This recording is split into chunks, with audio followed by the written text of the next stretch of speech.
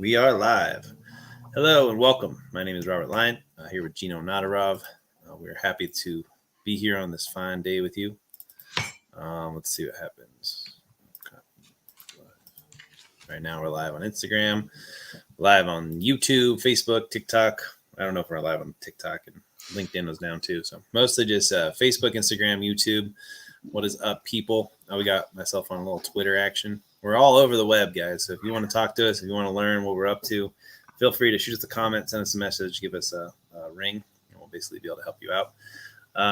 It's basically February 28th.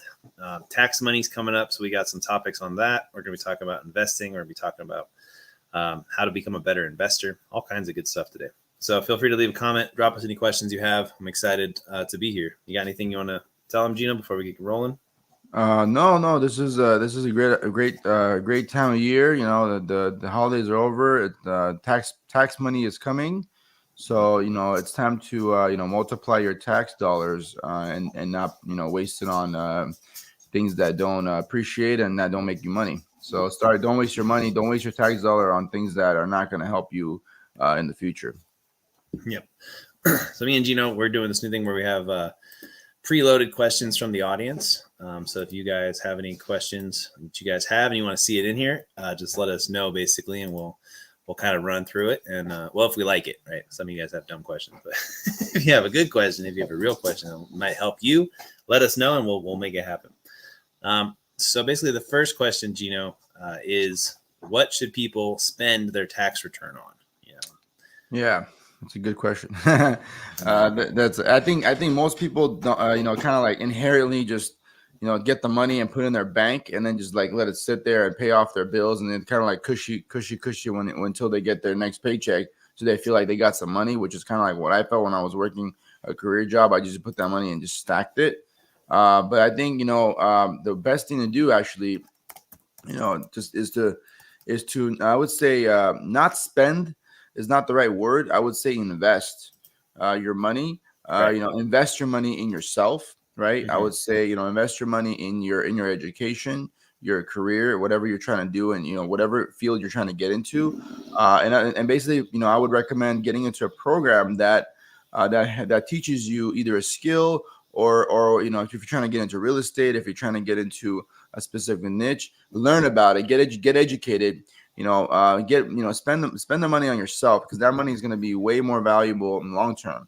In addition, I would say, a portion of it should be like, I have a 40-40-40, I would say a 40-40-20 rule, which is basically 40% of your money should be used on investing. The other 40 should be used on, basically putting your money to work for yourself. And the 20% can be used for living off of, basically. Cool. And the tax dollar, the 40% tax that you get, that 40% money should be put into an investment opportunity that creates cash flow. So if you're not using some of that money to invest, you're really not multiplying your money. Tax returns should be used as a multiplier. It should scale your multiplier. So if you're multiplying your money already, if you have a business or if you have a specific thing that you're doing, if you're buying specific things, you're flipping things or whatever you're doing already, you should multiply that. You should buy more of it. You should flip more of it. And if you don't, you should find that investment opportunity where you can actually put your money to work and create more money versus just spending it. Because spending it, you don't get it back.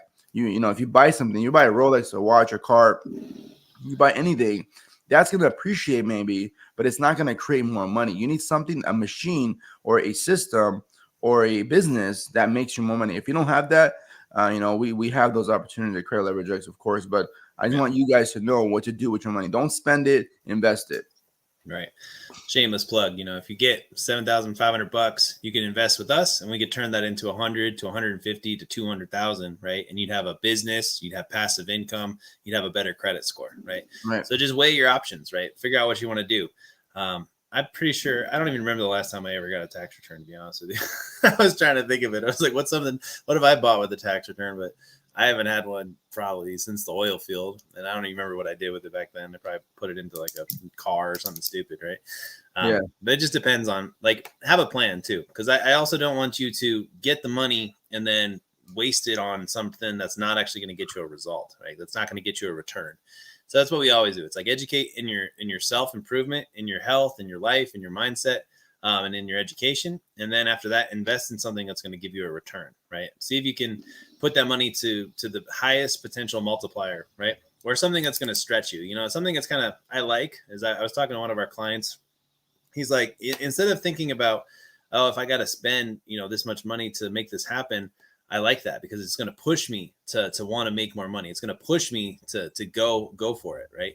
And I was also watching Grant Cardone, right? So when he joined that TV show, Undercover Billionaire, he said I had to go to zero as fast as possible so that I could basically push myself to find the right people, to find the right thing, right? If you have cushy money and then you just start taking it easy, that money is just going to slowly but surely, like death by 1,000 cuts, right? You're going to buy groceries, something stupid, some candy, some movie, something that's not a good investment. Like put that money into something that's going to propel you to that next level. That's going to get you where you want to go. It's going to motivate you too. Like if you have a dream, the fastest way to make sure that that dream is actually going to happen is to fucking invest in something that's going to make it get you closer to that dream happening, right? There's a growth mindset and then there's like a stupid mindset, but you should be investing in your growth mindset, invest in your growth, invest in having a better life, and also like think about what you're going to do before you get the tax money. A lot of people get the tax money and then they randomly buy some stupid shit, right? They have it there and then it's gone like that. Like it's called a scoop, right? It hits your bank account and then just takes off into somebody else's bank account, right? So make sure you have a plan. Make sure you know what you're doing with it. And then also make sure, you're using it correctly. And, best thing you could do is maybe pay off some of your debt or invest it wisely, right? I mean, I wouldn't pay off too much of your debt, but get out of the shithole. I know everybody's still trying to get their money back from all the money they spent in Christmas, all the money they spent on stupid stuff. So get yourself to a place where you have a little more leeway, right? And obviously, I think the most important thing you could do is invest with us, get some passive income, passive income that we have going on right now. We every single day, it feels like we're getting new people joining our campaign marketing, our strategic e-com, and they're basically paying off their bills. They're getting extra income. I'm putting all my family into it. So, it's real. If we're doing it, we're living it. We've created passive income in this century, not some old relic of passive income of the past, right? Without a risk too. Like it's not the stock market. Like we were talking, people are doing a lot of this, the AI trading bots. And then I heard a horror story yesterday about a guy who bought 25 grand into this AI trading bot, was using it. Then his AI trading bot got hacked. All the money that was in the AI trading bot got taken out and he lost everything and he couldn't get back into the bot and the company wouldn't refund him because it was his fault. Right. So just be careful. There's safer bets out there than all these other random things that are going on. So just be careful. Anything else you want to talk about before we move on to the next question about what people should spend their tax return on? No, that's really much it. Don't waste, don't waste it. Don't spend it. Spending it and then putting it into volatile markets like the stock market, Bitcoin, crypto. Those are cool to get into, to play with. But that's you don't want to play with your tax dollar, okay? You don't want to play with your livelihood. You don't only put money into stocks and things like that you're willing to lose. Now, if you want, if you're willing to lose your money, your tax return, then go ahead and put it into stocks. Go ahead and put it into, crypto or whatever else, because there is no guarantee of what's going to happen. Right now, the whole currency, Bitcoin is blowing up. That blow up could, I've read about it multiple times where it might go up right now. But it's that bubble, right? It's blowing up, and then boom, and it's like it's gonna drop like crazy. And that's what is it something that the dollar is it Bitcoin actually rising or is it about to fall? Yeah, well, let's save that for the when we get to that question because I'm just saying like tax returns are like don't waste your money on things like that because you don't know what's gonna happen.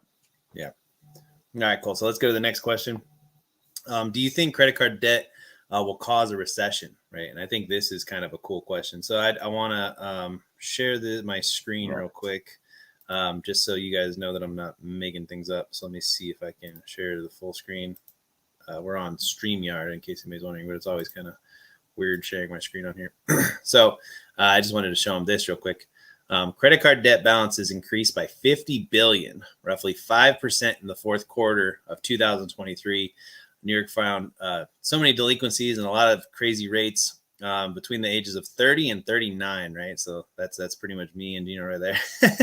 High levels of student loans and credit card debt. So I'm not saying that just to brag, but I think it's just an interesting idea to talk about, because we're pro credit card debt, like, but we used it wisely, right? There's difference in the way that you use it, which is kind of like the last question. It's like, how do you become a better investor? But this is interesting, because if this could be the pillar, like everybody is blaming something, everybody thinks there's some recession looming. I don't know if there is a recession looming, right? It's just like the fear in the back of the mind that oh, we can't just keep going up, we can't keep scaling to the moon. But they said that the real estate market was going to be the reason there's going to be a recession. World War III is going to be the reason. And then this is an interesting one, though, that credit card debt is getting insane, right? And it's making banks like Chase struggle. It was the reason kind of why Capital One recently is going to be purchasing Discover credit card, because Discover had so much debt that there was an opportunity for Capital One to buy and become the biggest credit card company in the world, which is insane. But yeah, what do you think? Do you think credit card debt will play any role in a recession? I mean, of course, it's like people don't want to. We have people that don't deserve to get the money, okay, and they get the money, bills. Right? They go and get funding or something else or whatever. They go get money, and then they're like, oh, I got all this money. And then they go blow it away on things that they don't need. They spend it instead of investing. They spend it, or they do an investment and it goes bad because they didn't properly invest didn't invest properly. They didn't spend their money wisely. They took risks, unprecedented risks, and the banks are the only ones that get screwed. So what happens is the banks end up having to write that off. And if you really think about it, that write off that is hurting the dollar. It's that imaginary money that's being given out every single time you get a credit card. It's like it's imaginary credit card that you use as money, right? And you pay it back. It's like, oh, I got all this money. But like if you spend it and you don't pay it back, and you have to do do a debt settlement, or you have to go bankruptcy or whatever, that loss goes back to the banks. The banks write that off. They show the treasury, and then the Federal Reserve basically has to save the banks. Right. And the end of the day, it goes back to cycle of trillions and trillions in debt. And what's causing it? Well, it's people that are not investing their money wisely, that don't know how to invest, that just spend their money on living their life and partying, go to a club or drinking and whatever they do, and then traveling the world, and like, oh, I guess I'm just gonna file bankruptcy because I can't pay for all this. So and that's the reality. So yeah, absolutely. People are definitely causing that, but there's the fraction of credit cards being used is now I would say in the millions and then the billions now, where 50 billion it went up, dude. $50 billion worth of billions, worth of B's, right? Yeah, that's a lot of money that's gonna tank the economy, and inflation go through the roof because of it as well. So we're causing it. Yeah. I mean, I think it just goes back to the investor, because most people are spending their credit cards on stupid shit, like, no offense, but like groceries and restaurants and things that aren't going to give you a return. Yeah. Credit cards should be used, I believe, and we believe, I think, in cash flow, right? And assets, and things that are going to appreciate, that are going to pay you back in the future.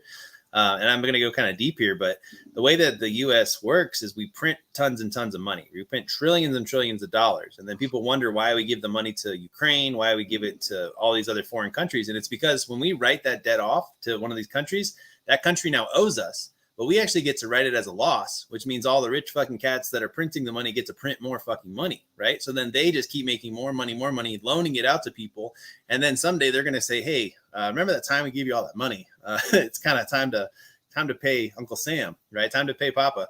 And that's when they get you. So it's the same thing with credit card debt. If you don't invest it properly, these credit card people are going to come out and they're going to say, hey, remember when you paid us, when you used this money? Well, now you actually owe us a lot more money. Well, now you owe us even more. And then I just want to touch on this. Kind of goes back on the fact that the whole banking system and the credit system and how it's made in order, and also credit in general. The whole point of credit, is not to take advantage of it, right? People take advantage of it, and I mean, I'm talking about a lot of people. Helping people get the money is important, but the thing is, when people don't take their money and use it wisely, and they take advantage of the system, of course they're gonna go and change the dollar. They're going to go to the digital system. They're not going to let you. There's going to be penalties. There's going to be consequences for you not to be able to pay it back. It's going to be like they're going to assign a credit score, and besides credit score, it's going to be like a social score.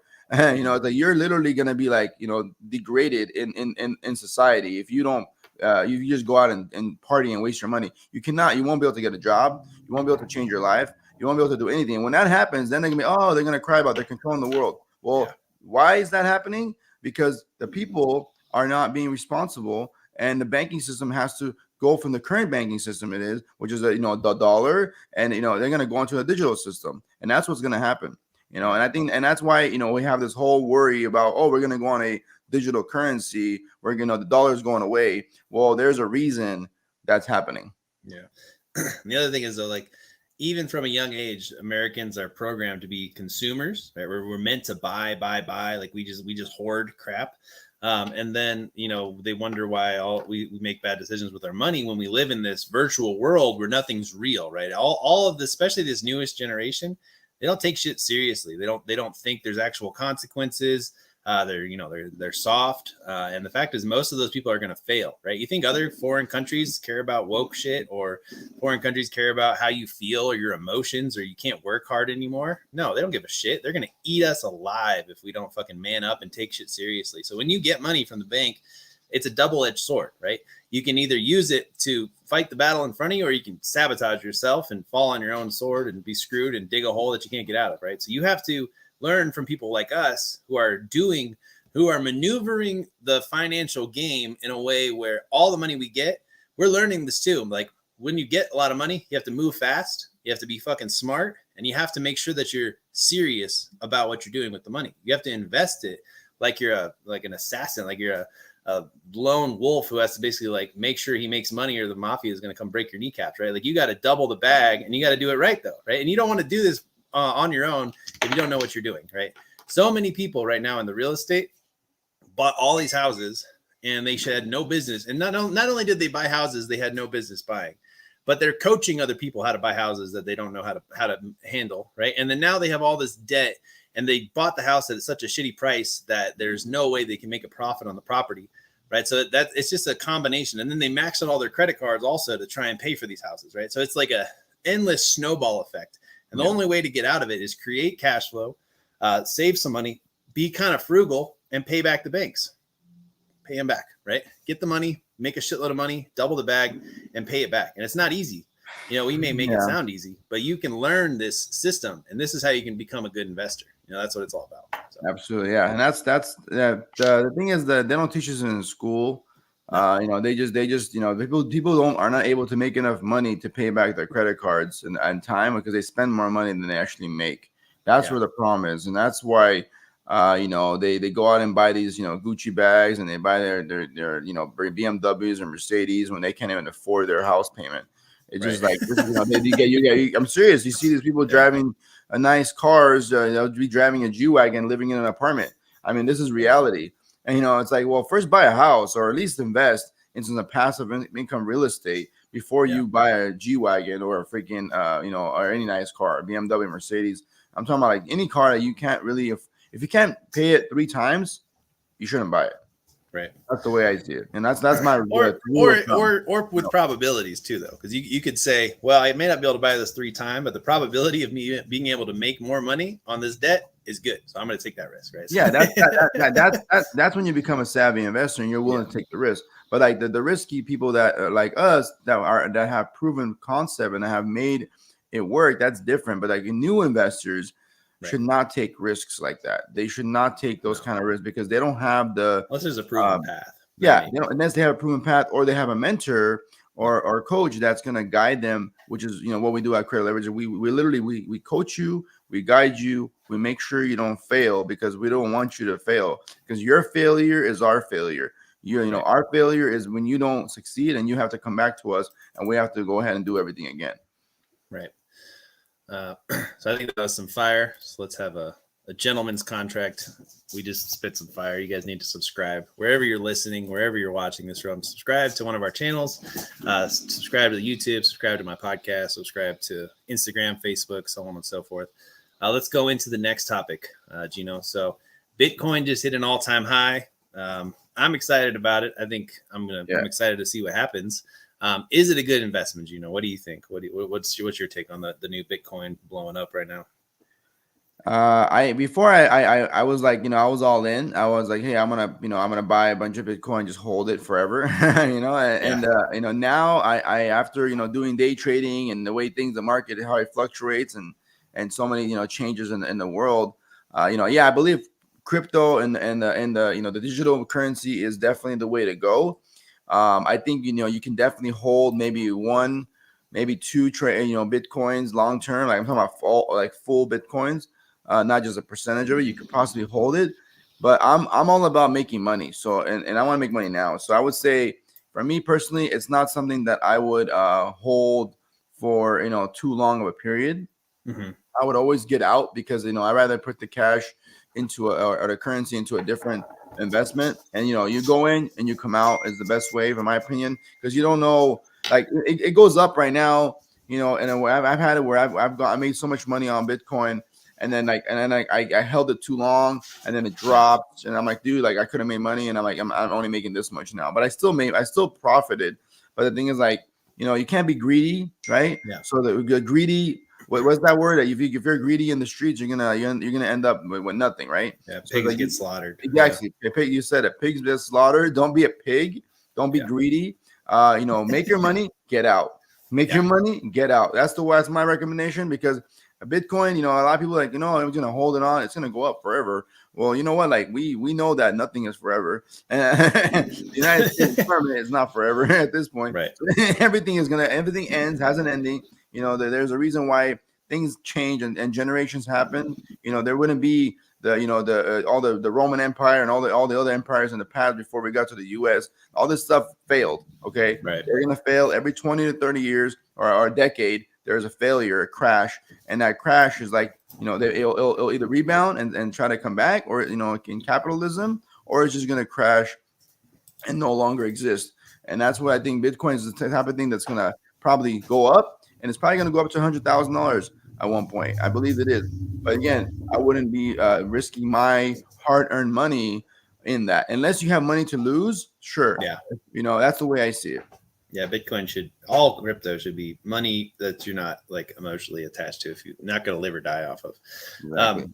So I've got two things I think are going to happen. I think obviously we hit all-time highs, and I think there's going to be a huge sell-off. Now that's where things get interesting, where Bitcoin's going to be back in the news.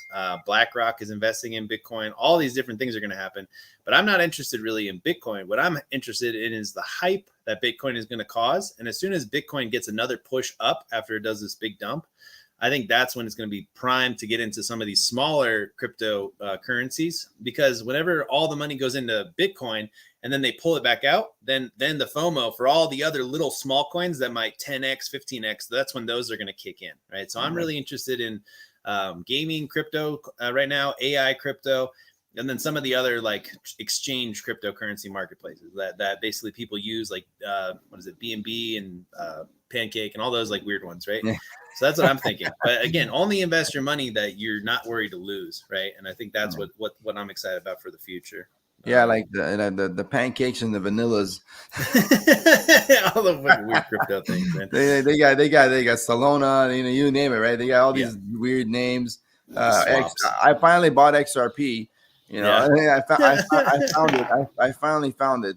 It's on Coinbase. It wasn't there for a while. They finally made it available. But at the end of the day, this is this is play money. This is like, I call it like play money games that you play with. It's like playing games. It's gambling. This is not financial advice. Don't put your tax returns into crypto. Do not. I mean, I'm not going to tell you. I'm not giving you financial advice. This is purely entertainment only. But at the end of the day, like I would not risk my money into into things like that. That I can. If I lost my crypto, I'm not gonna cry myself to sleep. I mean, like it's not gonna change my life. So it's like, I might have like 50, 30, 40, 50 G's in this stuff. But like it's like at the end of the day, like that money is literally just to have. If one of them blows up and oh shit, I just made a bunch of money, great. It's like it's one of those like if happens. It's like life insurance. It's like you pay for it and you don't know you're gonna get anything. At the end of the day, you might not get anything out of it. So you're better off just like you put a little bit in, have it there. That's it. That's all I would do. I love Alex Becker, and he's always like, basically, if you're investing in crypto, it's basically like putting your dick in a pencil sharpener. Like, there's a 99% chance like it's gonna end badly. So don't use any of your money for anything that you're not too worried about losing, right? That's what I want to get into. I think that was good. So let's go to the next one. How can you become a better investor? Do you know what because like a lot of these things, it's like there's a lot of things that go into it, but a lot of the times it's like it's not always the investment, it's mostly the investor and how they invest and what they do. So how can you become a better investor, you think? So that's a good before you might have good investment opportunities, like you can get into, I want to get into real estate, I want to do wholesaling, I want to buy, fix and flip, I want to buy and hold, I want to do rentals, I want to do rentals for housing, like regardless of you want to do, you can't do unless you know how to do it.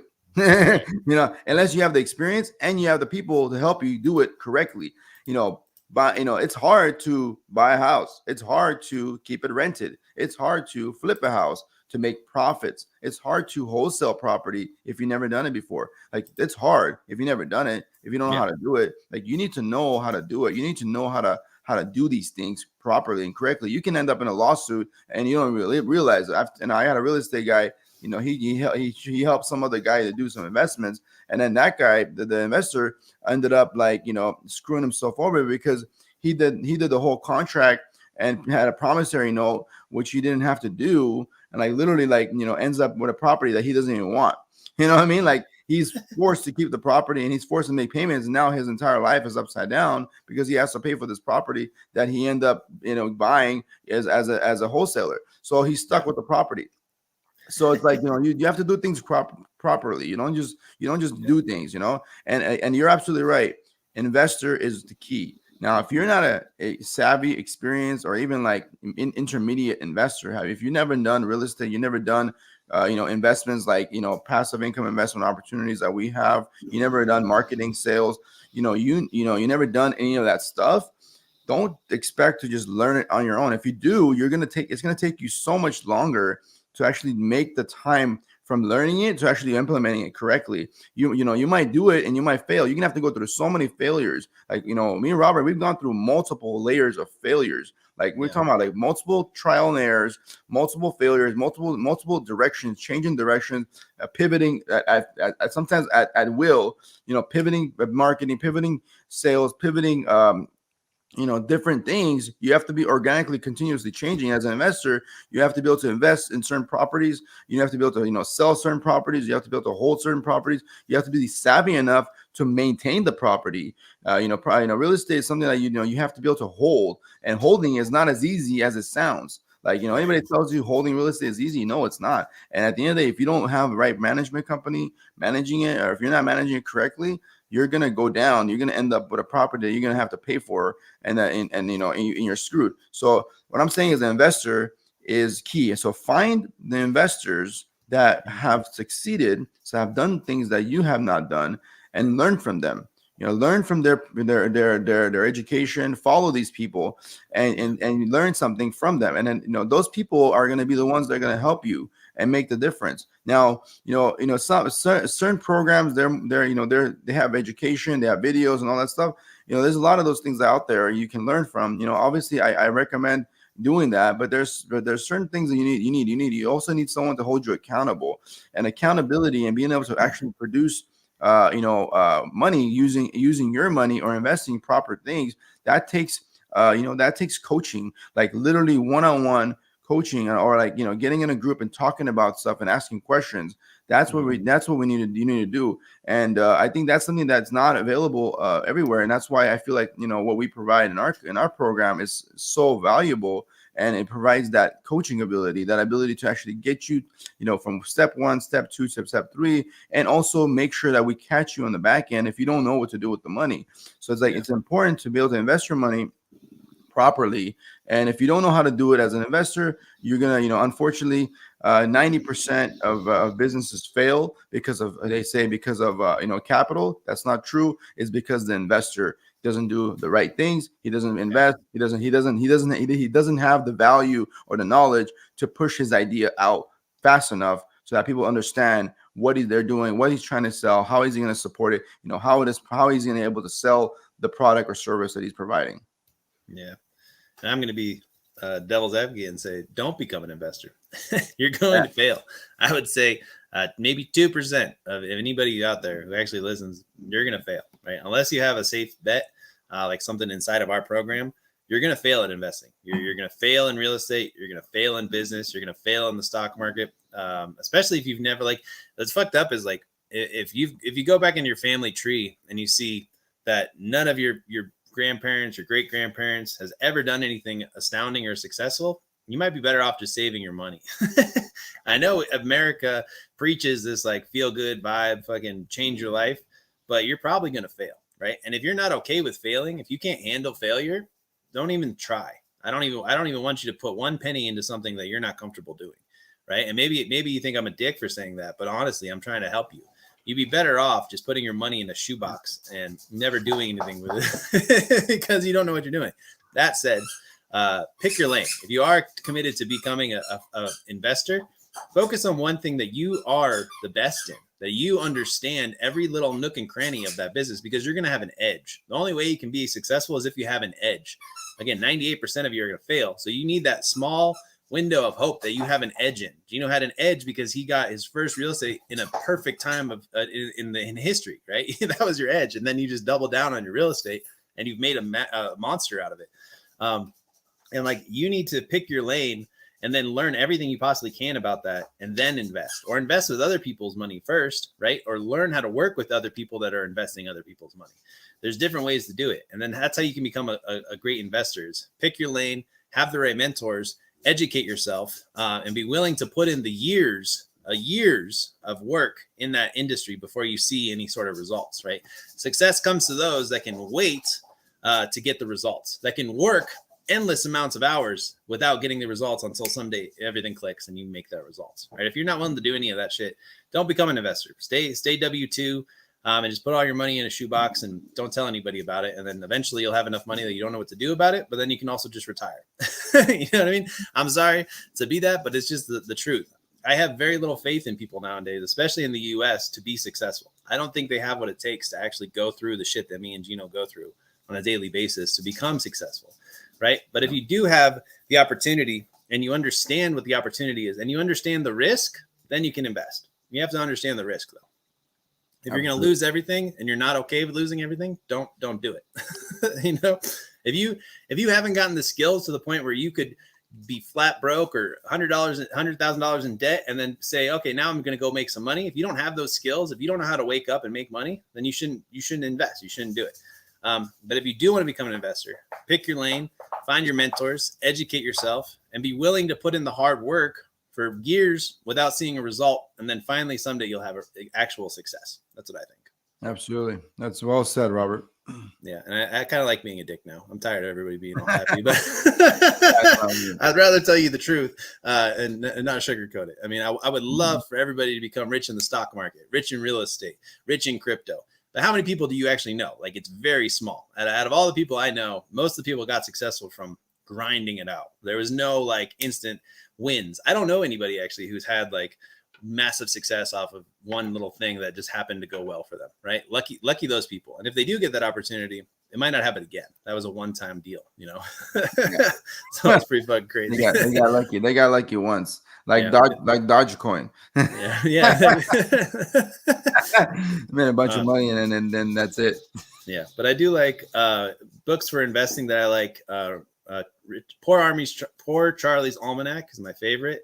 And then Naval Ravikant, I think it's his almanac too. So those are the two books that everybody should read if you want to become an investor. I wouldn't even think about investing until you read those books. Naval, Poor Charlie's Almanac, and then the Almanac of Naval Ravikant. So those are the go-to investment books that I love. I read those probably once a year. They're worth it, and they're killing it. So I think that was good. rained Yeah. on everybody's parade. Don't become an investor. Just stick to your lane though, and you'll get there. Yeah. And then HELOCs. You know, I wanted to talk about HELOCs. We did some HELOCs this week for clients. How do people get HELOCs? What do we? Why is HELOCs so sexy? What is the magic of HELOCs? I think you're good. Yeah. Go I on mean, this. I've become a HELOC master at this point. It's Yeah. like, just master HELOCs, just moving money. Yeah. So the thing about HELOCs are just like a bank. Whenever you and the banks use real estate to park their money. Okay, so it's like whenever you think, oh, real estate, why do the banks are created for? Sorry, the real estate was created for the banks.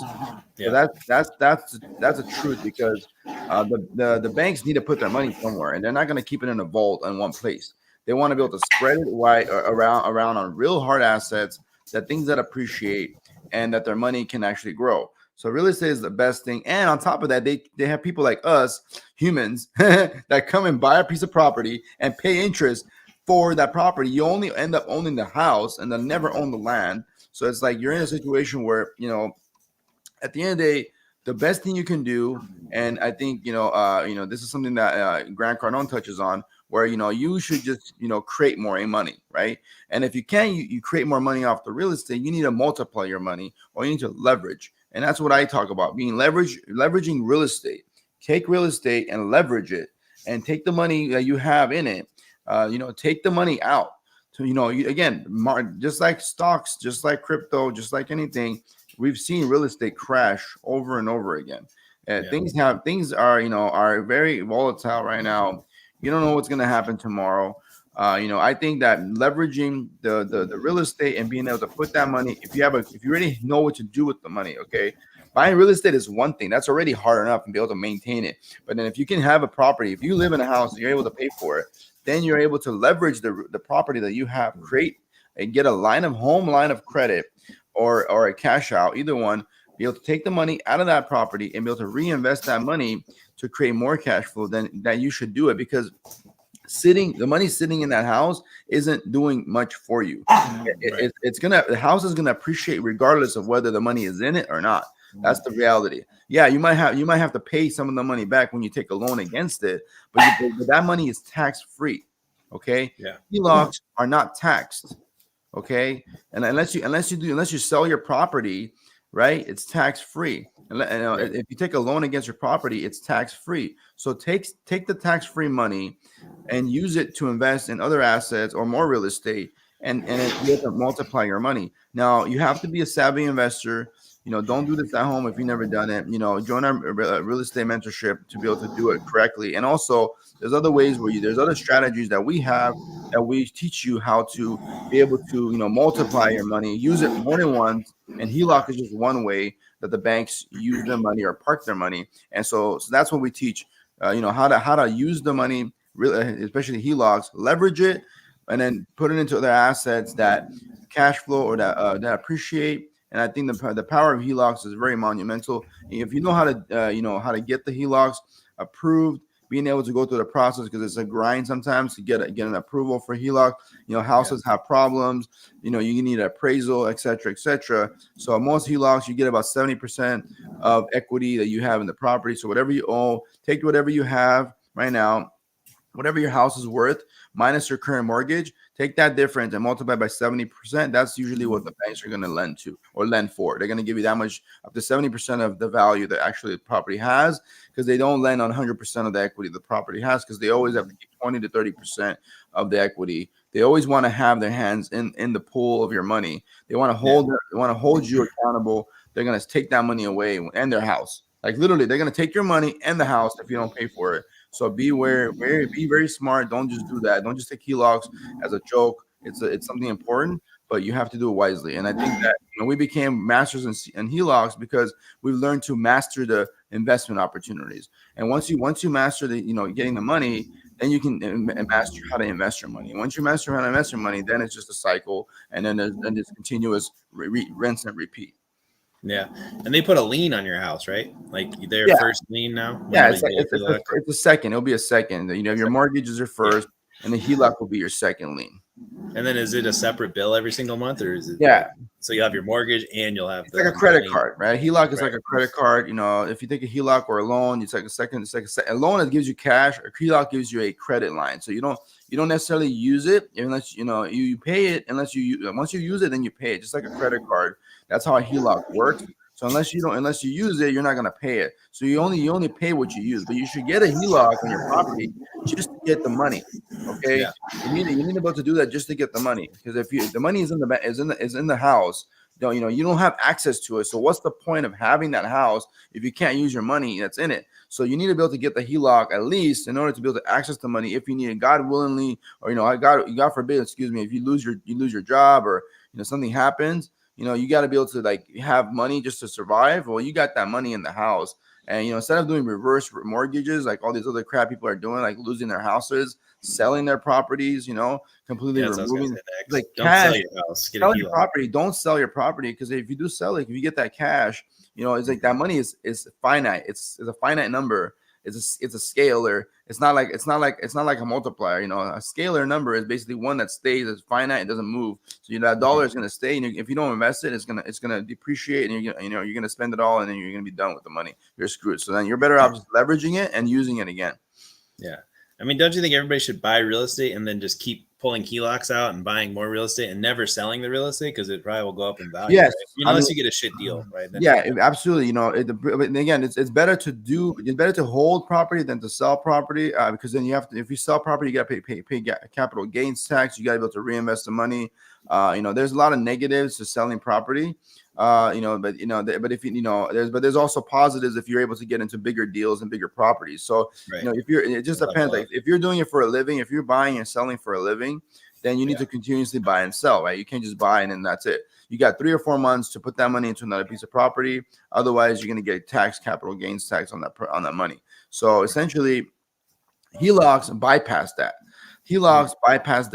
Yeah, you do have a loan. You have to make a payment, or you have to, if you pull the money out of the HELOC, you got to pay that HELOC down as like a credit card. It has a minimum payments, but essentially you're able to, use that money. And as long as you're successful and you're a savvy investor like we are, you have a little bit of, or you have someone else that's going to hold you accountable and make sure you don't fail, and then don't do it wisely, then you can actually make this work and you can rinse and repeat. But it takes, some real brains to like use your money and not be screwed, because then you have a mortgage on another property, you got a HELOC, and you got your original property. You got a lot of money you got to be paid every single month. Okay, we're talking about like $10,000 on one deal. Okay, right. So unless you're how to cash flow, how to do development work, how to build, and you have cash behind you to back it up, you can do it. Otherwise, if you just take out money and you don't actually I would say HELOC is safer than a loan, because a loan, you have to use the money right away. HELOC, at least you have it, you don't have to use it. And then if you find a good deal that comes up or something, then you can get it and you can go ahead and get that, invested at that moment. Having access to the money is more powerful than not. And also, it's better than a loan, because you don't have to pay it unless you use it. Right. So. And then I think that was it. What kind of paperwork and what do you think you have to look like to get a good HELOC? Well, you have to have a decent score. Usually, your score has to be a minimum, I believe, like 650 and above. 680 is usually like, so to get a good rate, 680 and above. 700, my lenders, they always want like 700, 720 is usually where they want to be around. That way they get the best rates. And then as far as like, getting access to the money, they're going to have to do an appraisal. You're going to have to show usually if you do HELOCs, you have to have 2 years worth of bank tax returns, excuse me. You have to have 2 years worth of tax returns in order to even apply for a HELOC. They might ask for 2 years worth of tax returns. They require certain information. That way you're actually making money, because they want to see that you can pay for the house. And if they give you a HELOC, that you can actually pay for a HELOC up to a certain dollar amount. They may not approve you for $200,000. They might approve you for $100 because you're making so much money. So they look at your debt to income ratio and determine whether or not how much money you actually qualify. So it's all about being able to qualify. So they do. It's HELOCs are not they're not like taxless lines of credit. They require, it's like getting a business line of credit. They require, your tax returns. They require your credit to be good. They require a lot of like requirements to get the HELOC, and also the property has to, have equity. So these are there's a lot of requirements to get a HELOC, but that's why it's so sexy. Okay, right. It's sexy because it's like you don't have to use it, and you don't have to pay it back right away. It's only when you need it, So it's like it's the end of the day. So that's why it's people that get it, they have to have their ducks in a row in order to get it. Now, there's another product that's like a HELOC. It's more like a loan or a second. But the only difference is that you get the money right away, and you have to use that money right away. So don't do that unless you know what you're doing with the money. HELOCs are a better way, and that's actually better because it restricts people from getting HELOCs that are not ready to get HELOCs. If you don't have your tax returns in order, you don't have your money in order, you don't have the capital in the bank, your credit not where it needs to be. Like those three things need to be in place. If you don't have all that, then you cannot qualify for a HELOC, and that's actually how the banks protect themselves, and that's how it's actually to protect you from failing and then having to come back and having to fix your credit and all that, and basically defaulting on a loan. So there's a lot of negatives. So it's a good thing that it's hard to get a HELOC, I think. Right. And I think that, in those people that actually want to get HELOCs, they got to go through our program. They got to get the credit where it needs to be. You got to get you got to get your, your finances in order. You got to create some income. If you're not working, you need to create income and show it. And you have to have tax returns. And, people, I don't have my tax return. Well, then I'm sorry, you don't qualify. Your tax returns. If you're not showing the IRS that you're making money, the banks aren't going to give you money. That's just how it works. You have to either show that you're making money and you're going to be able to get loans, or you don't pay any taxes. Okay, you don't pay any taxes and don't go out and get loans, because then you better have money. So it's two options: either you have to have a lot of money and don't pay taxes, or you have no money and you have no money saved and you need to show that you're making money, and pay the taxes. So that's how it works. That's the two rules. Okay. Either have a lot of money cash, sitting in the bank, or sitting in your house and you have a lot of cash. Either you're heavy in cash and you don't need the banks. But most people fall into, they don't have money. They don't, and they have a job and they need to pay taxes. Like you got to pay your taxes. So don't tell me that, hey, I didn't pay my taxes last year and try to come get funding. Like if you haven't paid your taxes, you haven't done your due diligence when it comes to getting your paperwork in order, you're not going to get a loan from the house, from the bank. You're not going to get a loan for anything, or even a line of credit, because they require this stuff. And that's why the banking system is made that way. It's purposely made that way. So people that actually have the money, they don't go out and they don't pay taxes. If you notice, people that have money don't pay taxes. The people that don't have the money, they have to pay taxes because they have to show income. Right. If they show income, they'll never, because they need the bank. They need the bank to give them a loan. And that's what's the real reality. It's like you need the bank if you don't have money in the bank. It's like you need the bank. The reason the bank will give you a loan is because you can actually prove to them that you can make money, or you have tax returns that justify it. So at the end of the day, you have to look at the two options. If you fall into 90%, I would say 99% of the people, 95%, let's just say, fall into the category of they don't make enough money. They got to show taxes. They got to pay taxes. The other 5% don't have to pay taxes, and that's the rich, and they don't have to pay taxes because they have money already. Right. Man, and I think the system is going to just get more and more like that. Like you can't do jack unless you pay your taxes, right? The government wants their money. And they're also going to the digital currency. So now the dollar is, they're going to track you, and they're going to punish you. You're going to get punished. You thought credit report or credit score was bad? That's nothing. Wait, what's coming? They're going to come in. They're going to have a whole nother system where, I believe they're going to go this way. They're going to go in a whole nother system where they're going to have your credit score just one of the factors. There's going to be another credit number. There's going to, you have an auto score, you have a home mortgage score, like FICO 2, FICO 8, right? FICO 6. These are all FICO scores that make up your credit video score. Game stats. Yeah, they're going to have another FICO number, or they're going from 3 bureaus to 2 bureaus. Why are they doing that? They're doing that because they want to make it harder. They want to make it harder for you to get qualified for a loan, for a house, for anything, because at the end of the day, they're tired of the bullshit. They're tired of people screwing them over. It's like that tired uncle or grandpa that you keep borrowing money for, and then you never pay him back.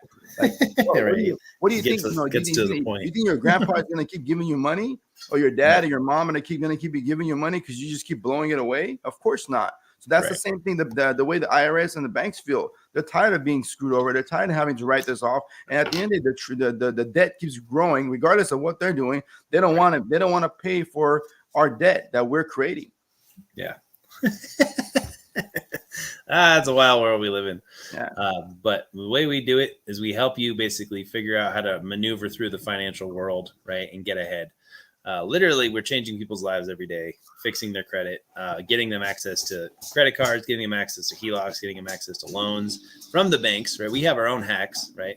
And we'll even help you basically mastermind how to get passive income with us and invest with us so that you can feel confident in where you're going and how you can get a hold of your finances before it takes a hold of you and Uncle Sam shakes you down, right? Any other thoughts before we wrap up, Gino? No, just please don't waste your tax dollar. The ideal thing is, if you don't know what to do with it, minimum, don't leave it in the bank. Invest it into, I would say at least campaign marketing or some other investment opportunity that's safe. Real estate is obviously a good one, but the thing is, you can't buy real estate, so you can join like a real estate fund, put your money in a real estate fund. We have a hedge fund for real estate. If you guys are interested in that, we're giving 10% returns every single year. If you want a monthly return, campaign marketing, we're doing up to 10% of campaign marketing. Every month it changes, but we're giving money away every single month. We're putting your money to work. So anything like that you should do with your money is invest it into a program that educates you, that gives you knowledge, and that helps you, in your life. If it's, if you come into a program and it doesn't do anything for you, then it was a waste of money. But we in our program, we guarantee results in the sense that we guarantee that you're going to succeed. You're going to actually get positive results, and at the same time, you can actually do something. Even right now, if you have money in the bank, you should take that money out of the bank because that money is not doing anything for you. Right. If you're putting in like something else, at least growing, right? Real estate is the one thing that grows. Life insurance is another thing you can put it into, and all this stuff that we coach you, we educate you in our community, in our program. You have to be part of our community to be able to invest. You have to be part of our community to be able to get access to money that you didn't have. You have to be part of our community to be able to have your own economy where you're not depending on the U.S. economy.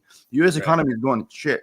I'll tell you that right now, and everything's going based on the people and the programs you're in and the people that the networks that you have, the networking that you have. That's the economy that we have.